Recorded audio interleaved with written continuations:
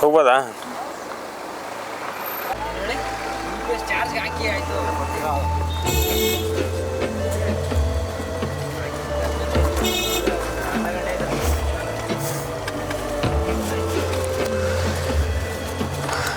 ನಮಸ್ಕಾರ, ನಾನು ನಿಮ್ಮ ಜಯಂತರಾವ್. ಇಲ್ಲಿಂದ ಸರಿಸುಮಾರು 550 ಕಿಲೋಮೀಟರ್ ದೂರದಲ್ಲಿರುವಂಥ ಶಬರಿಮಲೆಗೆ ನಮ್ಮ ಪ್ರಯಾಣ ಮುಂದುವರೆದಿದೆ. ನಮ್ಮ ಪ್ರಯಾಣದಲ್ಲಿ ನಮ್ಮ ಸ್ನೇಹಿತರಾದಂಥ ಸುನೀಣ್ಣವರು ಹಾಗೂ ಕೆಲವು ದಿನಗಳ ಪರಿಚಯನಾದಂತಹ ಮನು ಅವರು, ಹಾಗೇನೆ ಅದಕ್ಕೇನಾಯ್ತು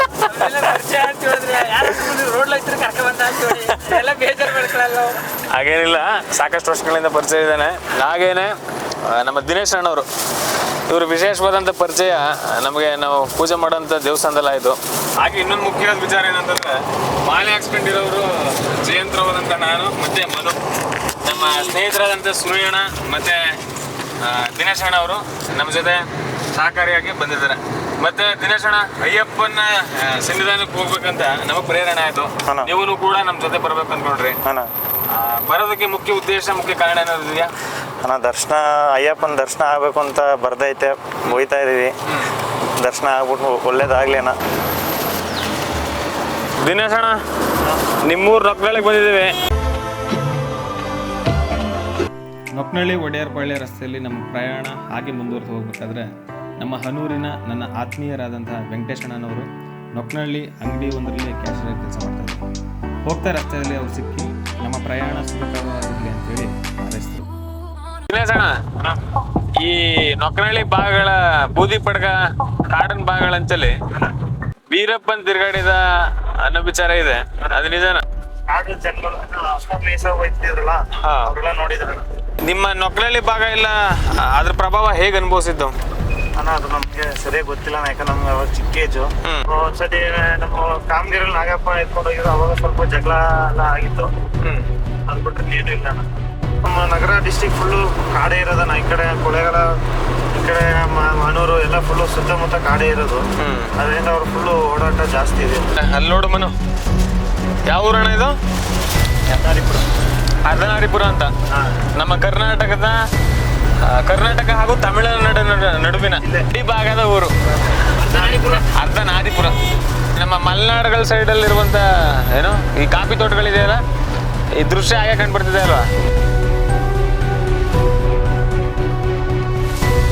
ತಮಿಳುನಾಡು. ಇಲ್ಲಿಂದ ಪೂರ್ತಿ ಸಿಂಗಲ್ ರೋಡೆ, ಏನು ಬಳ್ಳಾರಿ ತನಕ ಹಿಂಸೆ. ಆ ಕಡೆಯಿಂದ ಆಪೋಸಿಟ್ ವೆಹಿಕಲ್ ಘಾಟ್ ಸೆಕ್ಷನ್ ಇಲ್ಲಿಂದ ಸ್ಟಾರ್ಟ್ ಆಗುತ್ತೆ ಅಣ್ಣ. ಸೆಕ್ಷನ್ ಇಲ್ಲಿಂದನೇ ಸ್ಟಾರ್ಟ್ ಅಣ್ಣ. ಹದಿನಾರಿಪುರ ಲಾಸ್ಟ್ ನಮ್ಮ ಕರ್ನಾಟಕ. ಈ ತಮಿಳ್ನಾಡಿಗೆ ಹೋಗಂತ ಗೂಡ್ಸ್ ಏನೋ ತರಕಾರಿ ಇದೇ ರೂಟ್, ಈ ಸಣ್ಣ ರೋಡಲ್ಲಿ ಹೋಗ್ತಾರೆ.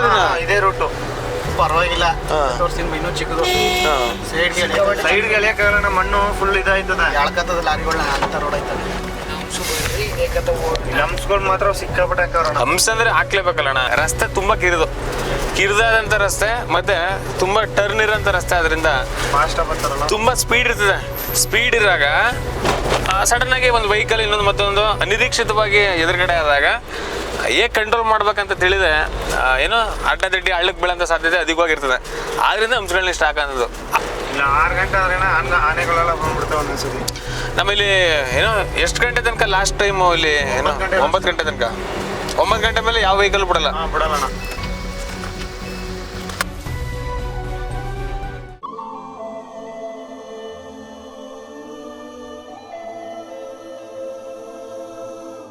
ದಿಂಬು ಎಷ್ಟು ದೂರ ಇದೆ? ಬಳ್ಳಾರಿಯಿಂದ 45, ದಿಮ್ಮಮ್ಮಿನ ಕಿಲೋಮೀಟರ್. ಏನು ಮರಗಳಿವೆಲ್ಲ? ಸಿಲ್ವರ್. ಇದ್ಯಾವ ಊರಣ್ಣ? ಅರೆಪಾಳ್ಯ ಸಿಟಿ ಇದ್ದಂಗೆ ಐತಲ್ಲಣ್ಣ. ಘಾಟ್ ಸೆಕ್ಷನ್ಗಳಲ್ಲಿ ಕಬ್ಬು ಹಾಗೂ ಗೂಡ್ಸ್ಗಳನ್ನು ಹೊತ್ತಂತ ಲಾರಿಗಳು ಸಾಮಾನ್ಯವಾಗಿ ಈ ರೀತಿ ಟಾರ್ಪಲ್ನಿಂದ ಲಾರಿಗಳ ಮೇಲ್ಭಾಗ ಕವರ್ ಮಾಡಿರ್ತಾರೆ. ಯಾಕಂದ್ರೆ ಆನೆಗಳ ದಾಳಿ ಅಧಿಕವಾಗಿ ಈ ಕಾಡಿನ ಪ್ರದೇಶದಲ್ಲಿ ಆಗುವುದರಿಂದ ವಸ್ತು ರಕ್ಷಣೆಗೆ ಈ ಟಾರ್ಪಲ್ ಬಳಕೆ ಆಗುತ್ತೆ. ಟೀ ಇಲ್ಲೇ ಆಗದಣ್ಣ, ಮುಂದೆ ಆಗದ? ನಿಮ್ಮಿಷ್ಟ.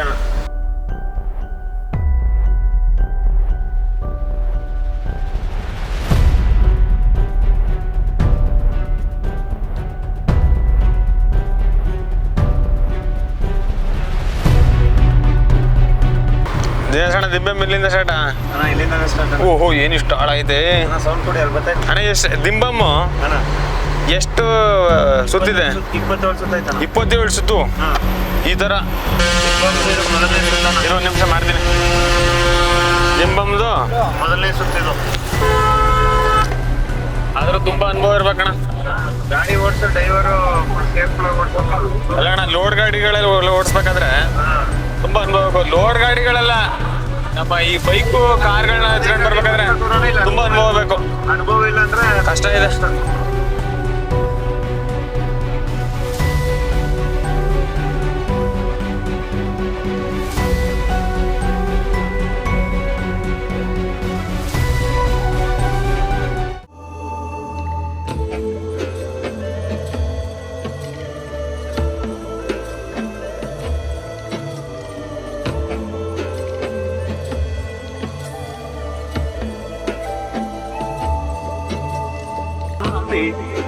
ಹಾಡಂದಿ ಊರಿಗಳು ಏನಪ್ಪ ಇಷ್ಟ ಐತೆ ಯಪ್ಪ.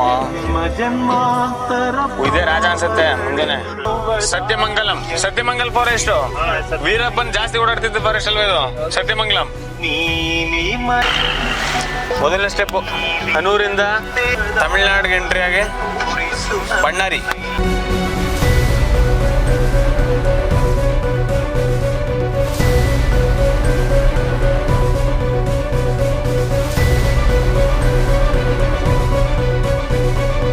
National highway authority of India ಅಂಡರ್ನಲ್ಲಿ ಆಗಿರುವ ಕೇರಳದ ಪುತ್ತಿರನ್ ತ್ರಿಸೂರ್ನ ಈ ಟನಲ್ ಸುಮಾರು 1 ಕಿಲೋಮೀಟರ್ ಉದ್ದವಿದೆ ಹಾಗೂ ಇದು ಕೇರಳದ ಮೊದಲನೆಯ ಟನಲ್ ಆಗಿದೆ.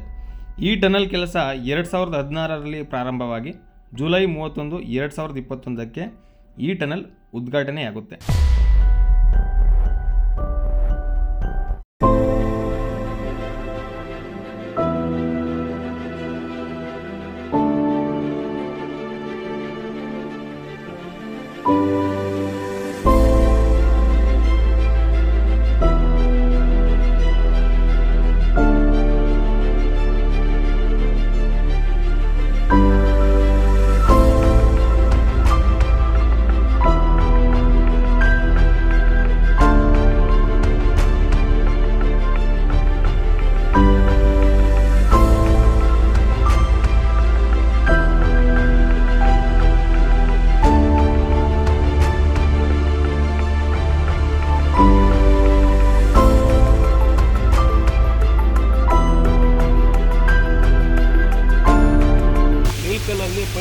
ಪಕ್ಕದಲ್ಲಿ ಹಾಕಿದ್ರು ನೆಟ್ವರ್ಕ್ ಬರುತ್ತೆ.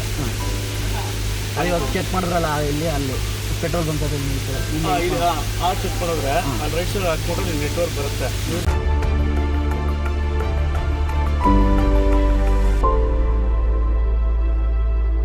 கீழே மேலே எவ்வளோ டைம் போவீங்க ஒரு நாளைக்கு 3 டைம் போவோம். 3 டைம் காலையில் வலிக்காது அப்படிங்க?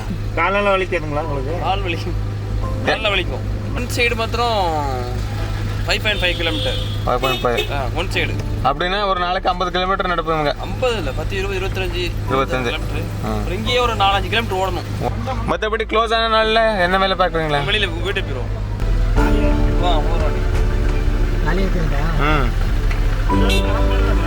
கிளம்புறாங்க.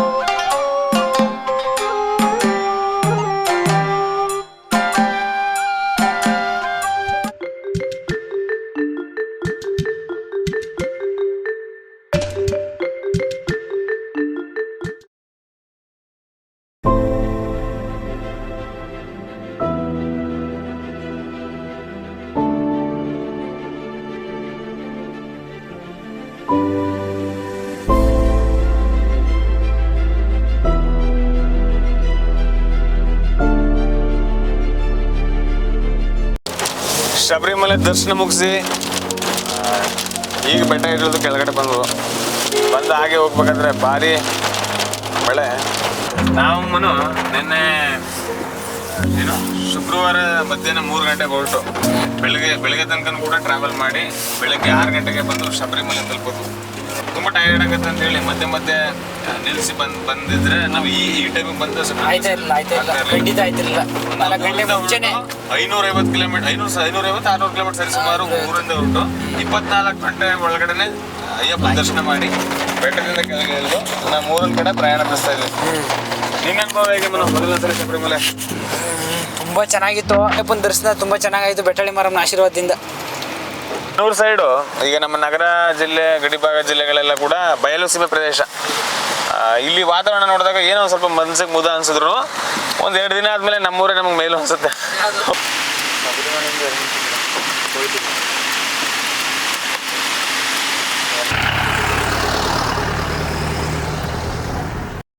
ಶಬರಿಮಲೆಯಿಂದ ಪ್ರಯಾಣ ಮಾಡ್ತಾ ಬರ್ತಾ ಇರಬೇಕಾದ್ರೆ ದಾರಿಯಲ್ಲಿ ಒಂದು ಭಯಂಕರ ಅಪಘಾತವಾಗಿತ್ತು.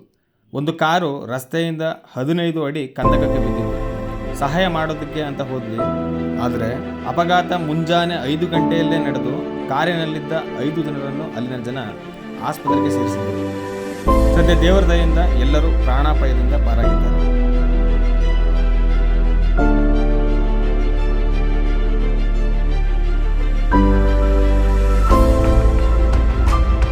எவ்வளோ பேர் இந்த 4 பேர் 5 பேர் மட்டும் இருக்கு.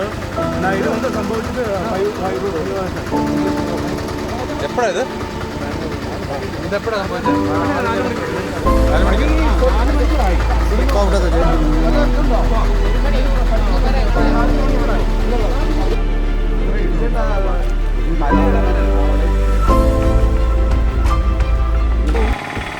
ಬಾವಿ ಐತಿ ಕಡೆ ಕಾರ್ಕೊಂಡು ಆಯಿಲ್ ಇಲ್ಲ.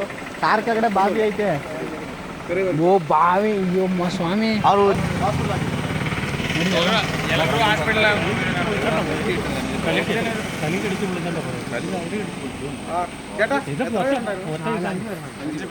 ఎన్నతలాచి ఎவ்வளோ நீ டைம் ஆச்சு?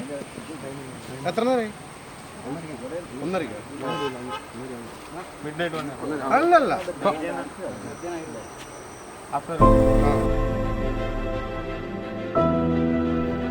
ಪಳನಿಗೆ ಬಂದಾಯಿತು. ಬೆಟ್ಟದ ಮೇಲಿನ ಮುರುಗನ ದರ್ಶನಕ್ಕೆ ಈಗ ನಮ್ಮ ಪಯಣ.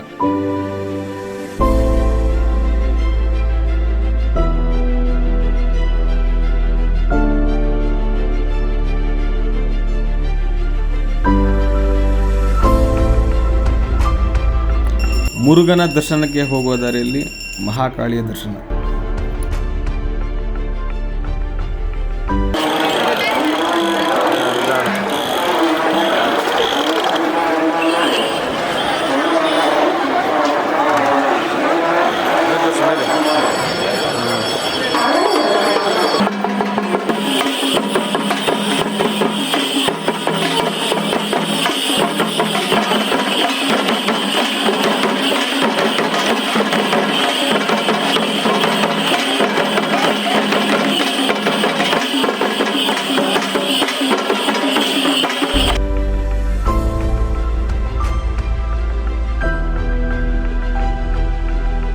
ತಮಿಳುನಾಡಿನ ಬಹುತೇಕ ಭಾಗಗಳಲ್ಲಿ ವಿದ್ಯುತ್ ಶಕ್ತಿಯನ್ನು ಈ ರೀತಿ ವಿಂಡ್ ಎನರ್ಜಿ ಫ್ಯಾನ್ಗಳ ಸಹಾಯದಿಂದ ಉತ್ಪತ್ತಿ ಮಾಡಲಾಗುತ್ತೆ. ಕೇರಳದ ಅನುಭವ ಹೇಗಿತ್ತು? ಕೇರಳದ ಫುಡ್ ಎಲ್ಲ ಹೇಗಿತ್ತು? ಕೇರಳ ಫುಡ್ಡು ನಮ್ಮಷ್ಟು ಚೆನ್ನಾಗಿಲ್ಲ ಅಣ್ಣ. ಶಬರಿಮಲೆಗೆ ಹೋಗೋದ್ವಲ್ವಾ, ಅಲ್ಲಿ 3 ಬೆಟ್ಟ ಬರ್ಬೋದಲ್ವಾ? ಅದು ಪೂರ್ತಿ ಹತ್ತದ ಮೇಲೆ ದೇವ್ರ ದರ್ಶನ ಆದ್ಮೇಲೆ ಕೆಳಗಡೆ ಬಂದು ನೈಟ್ ಜರ್ನಿ ಮಾಡಿ ಪಳನಿಗೆ ಬಂದು ಸೇರ್ಬೋದು. ಕೇರಳಗೂ ಪಳನಿಗೂ ಸಾಕಷ್ಟು ವ್ಯತ್ಯಾಸ ಇದೆ. ಊಟ ತಿಂಡಿಲಾದ್ರು ಈ ತಮಿಳ್ನಾಡು ಸೈಡಲ್ಲಿ ಬಂದು ನಮ್ಮ ನಗರ, ನಮ್ಮ ಮನೂರು, ನಮ್ಮ ಕೊಳ್ಳೇಗಾಲ, ನಮ್ಮ ಬಯಲುಸೀಮೆ ಪ್ರದೇಶ ಇದೆ ನೋಡಿ, ಅದೇ ಅನುಭವ ಇಲ್ಲೂ ಆಯಿತು ಏನೋ ತಮಿಳ್ನಾಡಲ್ಲೂ. ಮತ್ತು ಇನ್ನೊಂದು ಮುಖ್ಯವಾದ ವಿಚಾರ ಏನಂದರೆ, ಪಳನಿಲಿ ವಿಭೂತಿ ಗಮಲ ಹಳ್ಳಿ ಅನ್ನೋ ಊರಿಗೆ ಎಂಟರ್ ಆಗ್ತಿರಂಗೆ ಗಮ್ಮಂತ ಬರ್ತದೆ. ಅದು ಪಳನಿ ವಿಶೇಷ. ನಾವು ದರ್ಶನ ಮಾಡಿದ ವಿಧ ರಾಜಾಲಂಕಾರದಲ್ಲಿ ತುಂಬ ಸೊಗಸಾಗಿತ್ತು ದೇವಸ್ಥಾನ. ನಾವು ಎಲ್ಲೂ ಹೋಗಿಲ್ಲ ಅಣ್ಣ, ಇದೇ ಫಸ್ಟು. ಕೇರಳ ಆಗಲಿ, ಈ ತಮಿಳ್ನಾಡು ಪಳನಿ ಆಗಲಿ, ಇದೇ ಫಸ್ಟು. ಈ ಏರ್ಪಿನ್ ಬೆಂಡು ತುಂಬ ಡೇಂಜರ್ ಅಲ್ವಾ? ತುಂಬ ಡೇಂಜರ್ ಅಣ್ಣ. ನೈಟ್ ವಾತಾವರಣ ಆಗಿರುತ್ತೆ ಅಣ್ಣ. ನೈಟ್ ಅಂದ್ರನ ತರಕಾರಿ ಗಾಡಿಗಳು ಗಡಿಯಿಂದ ಗಡಿಗೆ ಹೋಯ್ತಾ ಇರ್ತದೆ. ಅದು 9 ಗಂಟೆ ಲಾಸ್ಟ್ ಅಣ್ಣ, ಯಾಕಂದ್ರೆ ಅನಿಮಲ್ಸ್ಗಳು ಜಾಸ್ತಿ ಬರ್ತಾ ಇರ್ತದೆ. ಈ ಥರ ರೋಡ್ಗಳಲ್ಲಿ ಪ್ರತಿಯೊಬ್ಬರಾಗ್ಲಿ ಏನೋ ತುಂಬ ನಿಧಾನ ಬರ್ಬೇಕಾಗತ್ತೆ. ಡ್ರೈವಿಂಗ್ ಮಾಡೋದು ಕೇರ್ಫುಲ್ ಆಗಿ ಮಾಡ್ಬೇಕಣ್ಣ. ಒಂಚೂರು ಎಡವಟ್ಟ ಆಯ್ತು ಅಂದ್ರೆ ಏನಾಯ್ತು ಅಂತ ಹೇಳಕ್ಕಾಗಲ್ಲ ಅಣ್ಣ. ಯಾಕಂದ್ರೆ ನಿಮ್ಮ ಮನೆಯಲ್ಲಿ ನಿಮ್ಮ ಕುಟುಂಬದವ್ರಿಗೆ ಮತ್ತೆ ನಿಮ್ಮ ನಂಬಿರೋಂಥ ನಿಮ್ಮ ಜನಕ್ಕೆ ನೀವು ತುಂಬಾ ಮುಖ್ಯವಾಗಿರ್ತೀರ. ಆದ್ರಿಂದ ಯಾವುದೇ ಸಂದರ್ಭದಲ್ಲೂ ಕೂಡ ತಾಳ್ಮೆ ಕಳ್ಕೊಂಡೆ ಎಂಥ ವಿಚಾರದಲ್ಲೂ ಕ್ರೇಜ್ ಬಂತಂದ್ರು ಅದನ್ನ ಬದಿಗೊತ್ತಿ ನಾವು ಬೈಕ್ ಆಗ್ಲಿ ಕಾರ್ ಆಗ್ಲಿ ಹೊರಗಡೆ ಪರಿಚಯ ಇಲ್ದದ ರೋಡು ಪರಿಚಯ ಇಲ್ಲದೆ ಇರೋಂಥ ಸ್ಥಳಗಳಿಗೆ ಭೇಟಿ ನೀಡಿದಾಗ ನಾವು ನಿಧಾನಿಸ್ಬೇಕಾಗತ್ತೆ ತಾಳ್ಮೆಯಿಂದ ಗಾಡಿ. ಈಗ ನಮ್ಗೆ ಪರಿಚಯ ಇರೋಂಥ ರೋಡು ಅಥವಾ ನಮಗೆ ಗೊತ್ತಿರೋಂಥ ವಾತಾವರಣ ಇತ್ತಂದ್ರೆ ಒಂದು ಆಘಾತ ಉಂಟಾಗಂಥ ವಿಚಾರಗಳು ಸ್ವಲ್ಪ ಅಂದಾಜು ಮಾಡ್ಬೋದು. ಇದ್ರ ಬಗ್ಗೆ ಸ್ವಲ್ಪನೂ ಮಾಹಿತಿ ಇಲ್ಲ ನಮಗೆ, ಕಾಡಿನ ಬಗ್ಗೆ, ಕಾಡಲ್ಲಿರೋಂಥ ತಿರುವುಗಳ ಬಗ್ಗೆ ಇದ್ರ ಬಗ್ಗೆ ಸ್ವಲ್ಪನೂ ಮಾಹಿತಿ ಇಲ್ಲ ಅಂತಂದಾಗ ನಾವು ಖಂಡಿತವಾಗ್ಲೂ ನಿಧಾನ ಮಾಡ್ಬೇಕಾಗತ್ತೆ. ನಿಧಾನ ಮಾಡಲಿಲ್ಲ ಅಂದ್ರೆ ಅಪಘಾತಗಳಾಗಂಥ ಸಾಧ್ಯತೆ ಅಧಿಕವಾಗಿರ್ತದೆ. ಮಧ್ಯಾಹ್ನ 3 ಗಂಟೆಗೆ ಹೊರಟು ಶುಕ್ರವಾರ ಮಧ್ಯಾಹ್ನ 3 ಗಂಟೆಗೆ ಹೊರಟು ನೇರ ಬಂದು ಬಣ್ಣಾರಿಗೆ ಬಂದು ಬಣ್ಣಾರಮ್ಮನವ್ರ ದರ್ಶನ ಮಾಡಿ ತದನಂತರ ನಾವು ಯಾವುದು ಭವಾನಿ ಸಾಗರ್ ರೂಟಲ್ಲಿ ಹೋಗಿದ್ದು. ಭವಾನಿ ಸಾಗರ್ ರೂಟಲ್ಲಿ ಹೋಗಿ ನೈಟ್ ತುಂಬಾ ಜರ್ನಿ ಮಾಡಿ ಗುರುವಾರಿಗೆ ಹೋದ್ವು. ಎಷ್ಟು ರಾತ್ರಿ 11:30 ಆಗಿತ್ತಲ್ಲ? 11:30 ಭಾರಿ ಮಳೆ ಆ ಸಂದರ್ಭದಲ್ಲಿ ಗುರುವಾಯೂರಲ್ಲಿ. ನಮ್ಮ ಸ್ಪೆಷಲ್ ಇದ್ದಿದ್ರಿಂದ ತುಂಬಾ ರಶ್ ಇತ್ತು ಅಲ್ಲಿ ಗುರುವಾಯೂರಲ್ಲಿ. ಗುರುವಾಯೂರಿನ ಮುಖ್ಯ ದೇವರು ಬಂದು ಭಗವಾನ್ ಶ್ರೀಕೃಷ್ಣ ಪರಮಾತ್ಮ. ಅದು ಮುಗಿಸ್ಕೊಂಡು ಎಷ್ಟು 1:30 ಹೊರಟಿದ್ದು ನಾವು ಶಬರಿಮಲೆಗೆ. 1:30 ಹೊರಟು ನಾವು ಬೆಳಗಿನ ಜಾವ 6:30-7 ಗಂಟೆಗೆ ತಲುಪೋದು ಶಬರಿಮಲೆ. 9:30 ನಾನು ಸ್ಟಾರ್ಟ್ ಮಾಡಿದ್ದಾನೆ. 9:30 ಸ್ಟಾರ್ಟ್ ಮಾಡಿ 11 ಗಂಟೆಗೆ ದರ್ಶನ ಆಯ್ತು. 12 ಗಂಟೆಗೆ ಮತ್ತೆ ನಾವು ಮಲೆಯಿಂದ ಇಳ್ಗಕ್ಕೆ ಸ್ಟಾರ್ಟ್ ಮಾಡಿದ್ವು. 12 ಗಂಟೆಗೆ ಇಳ್ಗಕ್ಕೆ ಸ್ಟಾರ್ಟ್ ಮಾಡಿ 1-1:15 ಮಳೆಯಿಂದ ಇಳಿದ್ವು. ಮತ್ತೆ ನಮ್ಮ ಪ್ರಯಾಣನ ಪಾಳ್ನೆ ಕಡೆ ಓಡಿಸೋದು. ಮಧ್ಯೆ ಸಿಗುವಂಥ ಈ ಮುಖ್ಯ ದೇವತೆಗಳಾದಂಥ ಭಗವತಿ ಅನ್ನೋ ಹೆಸರಿಂದ ಆರಾಧನೆ ಮಾಡ್ತಾರೆ ಕೇರಳದಲ್ಲಿ ಜಾಸ್ತಿ. ಕೇರಳದಲ್ಲಿ ಈಗ ನಮ್ಮ ಗ್ರಾಮಗಳಲ್ಲಿ ಗ್ರಾಮ ದೇವತೆಗೆ ಏನೋ ಮಾರಮ್ಮ ದೇವರು ಹೇಗಿರ್ತಾರೋ ಅದೇ ರೀತಿಯಲ್ಲಿ ಭಗವತಿ ಅನ್ನೋ ಹೆಸರಿಂದ ತುಂಬ ವಿಶೇಷವಾದಂಥ ಪೂಜೆ ಮಾಡ್ತಾರೆ. ಬೆಳಗ್ಗೆ ಪಳನಿ ತಲುಪಿದಾಗ ಬೆಳಗಿನ ಜಾವ 3:30 ಆಗಿದ್ದಾನ. ರೂಮ್ಗಳನ್ನ ಹುಡುಕಿ ಆ ರೂಮ್ಗಳು ಸಿಗೋದ್ರಲ್ಲಿ ಏನೋ ಗೊಂದಲಗಳಾಗಿ 4:15 ನಮ್ಮ ರೂಮ್ ಸಿಕ್ಕಿ 4:15 ಹೋಗಿ ಸ್ವಲ್ಪ ರೆಸ್ಟ್ ಮಾಡಿ ಮತ್ತೆ 7 ಗಂಟೆಗೆ ಎದ್ದು ಮತ್ತೆ ಸ್ನಾನ ಮುಗಿಸಿ 8:30-9 ಗಂಟೆಗೆ ನಾವು ಏನೋ ಪಳನಿಲಿ ಬೆಟ್ಟ ಹತ್ತೋದು ಸ್ಟಾರ್ಟ್ ಮಾಡೋದು. 9 ಗಂಟೆಗೆ ಬೆಟ್ಟ ಹತ್ತಿ 10-10:30 ದರ್ಶನ ಆಗೋಯ್ತು. 10:00 ಮಲೆ ಇಳಿದ್ಬಿಟ್ವು. 12 ಗಂಟೆಗೆ ನಾವು ಪಳನಿಯಿಂದ ಹೊರಟು ಊರ ಹತ್ರ ಇದ್ದೀವಿ. 50 ಕಿಲೋಮೀಟರ್ ಹತ್ರ. 50 ಕಿಲೋಮೀಟರ್ ಅಂದರೆ 5 ಕಾಲು 7 ಗಂಟೆ ಊರು. ನಮ್ಮ ಮನೂರಿಗೆ ಸೇರ್ತೀವಿ. ನಮ್ಮ ದೇವಸ್ಥಾನಗಳ ಇದು ಏನು ಕೆತ್ತನೆ ಶೈಲಿ ಕೂಡ ಕೇರಳದಲ್ಲಿ ಮತ್ತೆ ನಮ್ಮ ಕರ್ನಾಟಕದಲ್ಲಿ ತುಂಬಾ ವ್ಯತ್ಯಾಸ ಇರುತ್ತೆ. ತುಂಬಾ ವ್ಯತ್ಯಾಸ ಇದೆ.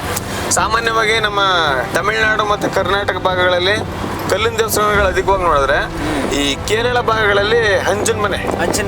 ಹೌದು. ಎಲ್ಲ ದೇವಸ್ಥಾನಗಳಲ್ಲಿ ಒಂದು ಮುಖ್ಯವಾದ ವಿಚಾರ ಏನಂತಂದ್ರೆ ನಮಗೆ ಖುಷಿ ಕೊಡೋಂಥ ವಿಚಾರ ಏನಂದ್ರೆ ದಾಸೋಹ ವ್ಯವಸ್ಥೆ. ಒಬ್ಬ ಭಕ್ತಾದಿ ಹೋಗಿ ಒಂದು ಊಟ ಮಾಡಿ ಅವ್ನು ತೃಪ್ತಿ ಆಯ್ತು ಅಂದ್ರೆ ಅದೇ ತೃಪ್ತಿ ತಾನೇ ದೇವ್ರಿಗೆ ಸೇರೋದು. ದಾಸೋಹ ಅನ್ನೋ ವಿಚಾರ ಖಂಡಿತವಾಗ್ಲೂ ಶ್ರೇಷ್ಠಕರವಾದಂಥ ವಿಚಾರ. ಯಾಕಂತಂದ್ರೆ ನಮ್ಮ ಹಿಂದೂ ಧರ್ಮಗಳಲ್ಲಿ ದೈವಸ್ಥಾನ ಇರೋಂಥ ಕ್ಷೇತ್ರಗಳಲ್ಲಿ ಅನ್ನದ ದಾಸೋಹಕ್ಕೆ ಮುಖ್ಯವಾದಂಥ ಏನೋ ಪ್ರಾಮುಖ್ಯತೆಯನ್ನು ಕೊಟ್ಟಿರ್ತಾರೆ. ಇದು ಏನೋ ತಕ್ಷಣಕ್ಕಾಗಿರೋಂಥ ವಿಚಾರ ಅಲ್ಲ, ಸಾವಿರಾರು ವರ್ಷಗಳಿಂದ ಪಾಲಿಸ್ಕೊಂಡು ಬಂದಿರೋಂಥ ವಿಚಾರ. ಸಮಯ ಆಗಿದೆ, ಟೀ ಕುಡಿಯೋಣ. ಓಕೆ. ಶಬರಿಮಲೆ ಪ್ರಯಾಣದ ಪ್ರಾರಂಭದಲ್ಲಿ ಇದೇ ಟೀ ಅಂಗಡಿಯಲ್ಲಿ ಸ್ವಲ್ಪ ಸಮಯ ಕಳೆದು ಹೋಗಿದ್ವಿ. ಮತ್ತು ವಾಪಸ್ ಬರಬೇಕಾದ್ರೂ ಅದೇ ಟೀ ಅಂಗಡಿಯಲ್ಲಿ ನಿಲ್ಲಿಸಿ ಸ್ವಲ್ಪ ಸಮಯ ಕಳೆದ್ವಿ.